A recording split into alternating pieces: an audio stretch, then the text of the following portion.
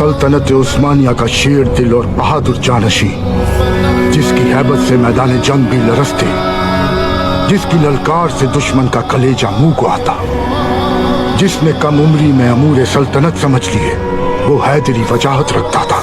وہ فاتح روم تھا، وہ فاتح قسطنطنیہ تھا، وہ فاتح سلطانی تھا۔